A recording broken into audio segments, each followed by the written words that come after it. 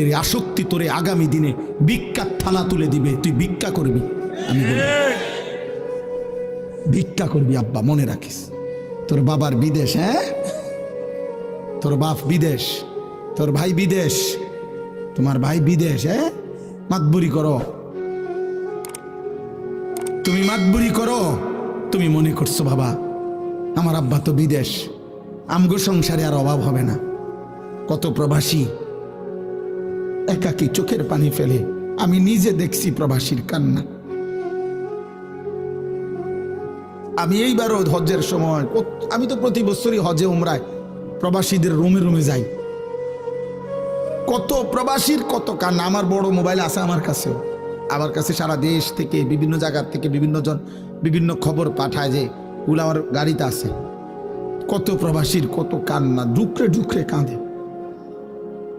এইবারও এক প্রবাসী আমার আল্লাহর ঘরের কাছে দৌড়ে এমন চিল্লানি দিছে কাবা ঘরের সামনে, কয় হুজুর আমি আজ 17 বছর বিদেশ করি, 17 বছরে হুজুর খোদার কসম আল্লাহর ঘরের সামনে দাঁড়ায় কইতেছি পরিবারের কেউরে কোনোদিন খুশি করতে পারি নাই।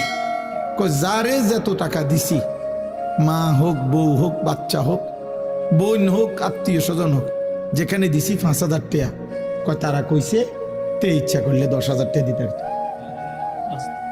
বিদেশ তাই দিছি 10,000, কয়তে ইচ্ছা করলে 20,000 টাকা দিতে পারত। তাই যে বিদেশ করে এত বছর, কয় এই একটা কথা ছাড়া। একদিন এক আরবি, সৌদি আরবের এক প্রবাসী আমারে বলছে, কয় হুজুর আমরা রে, হে ও কাইন্দা দিয়ে আমারে বলছে হুজুর আমরার কোনো দেশ নাই, আমরার কোনো দেশ নাই। কেন? আমরা যখন এই বিদেশের মাটিতে থাকি তখন তো আমাদেরকে আরবরা বলে আজমি, আমরা তো আরবের না, এই দেশের না। আর আমরা যখন দেশে যাই তখন আমরা কয় বিদেশি। বুঝলি হিসাবটা? বাইক গেলে কয় আমরা বিদেশি, বিদেশে গেলে কয় তে বিদেশি না, এই দেশের না, আজনবী। তো আমাকে দেশ কই? কামগো তো কোনো দেশ নাই। আমার খুব মায়া লাগছে তার জন্য। এরকম কত কাহিনী আছে। এই জন্য বাবা তোমরা অনুরোধ করছি, তোমরা এই সুখ কষ্ট পাইবা, এই নারী ছবি, এই বেনামাজি জীবন এবং এই কর্মবিহীন, এই পরিশ্রমবিহীন, এই অলস জীবন দুনিয়াতেও কষ্ট দিবে। অলস মানুষ দুনিয়াতেও কষ্ট পায়। আমার দোস্ত আবু হানিফ ভাই আমার এখন কইতেছে যে ওই জরায় ধরে যে আল্লাহ শরীরটা সুস্থ রাখেন। সে দেখছি আমি ছোটবেলার থেকে, আমারও এই ওয়াজের জীবনে 21টা বছর আজকে, আমার আর জাম চলে না মাঝে মাঝে। এই দৌড়ানো এক জীবন। আমার শায়েখ আল্লামা মুফতি মুশতাকুন নবী কাসেমি হুজুরের কাছে আমি বলছিলাম গত মাসে যে হুজুর আমার কোমরে 24 ঘন্টা ব্যথা করে, চোখে ছোট লেখা কম দেখি, গলায় ব্যথা করে, শরীরে খুব ক্লান্তি লাগে, আমি কি করতাম?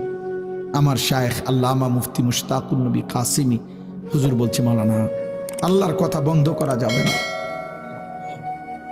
কয় যে এই কোমর ব্যথা, চোখ ব্যথা, গলা ব্যথা নিয়ে বলতে বলতে একদিন কবরে চলে যাবেন, আর আল্লাহকে গিয়ে বলবেন মাওলা আপনার কথা বলতে বলতে কোমরে ব্যথা হয়েছে, আপনার কথা বলতে বলতে চোখের আলো কমে গেছে, আপনার কথা বলতে বলতে গলায় ব্যথা হয়েছে, আজ আপনার কথা বলতে বলতে আপনার কবরে চলে আসছি।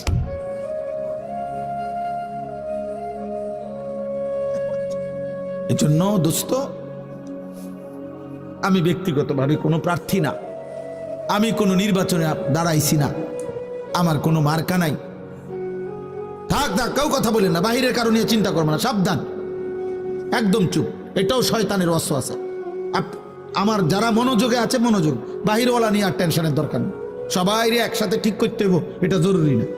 জরুরি। কথা বলে না কেন? একজনকে আল্লাহর কথা বললে সওয়াব হয়? সওয়াব হয় না? একজনকে আল্লাহর কথা বললে সওয়াব হইতো না? তো খালাস, মনে করেন আমি একজনই বললাম, অসুবিধা কি? নিজের সাথেও যদি বুঝাপড়া করে কেউ তাহলেও সওয়াব হয়। ওয়াল তানজুর নাফসুম মা কদ্দামাত লিগাদ আল কাইয়িসু মান দানা নাফসাহু। নিজের সাথে বুঝাপড়াও যদি কেউ করে, কেউ নাই, আমি আমার মালিকের সাথে বোঝাপড়া করছি, নিজের উপরে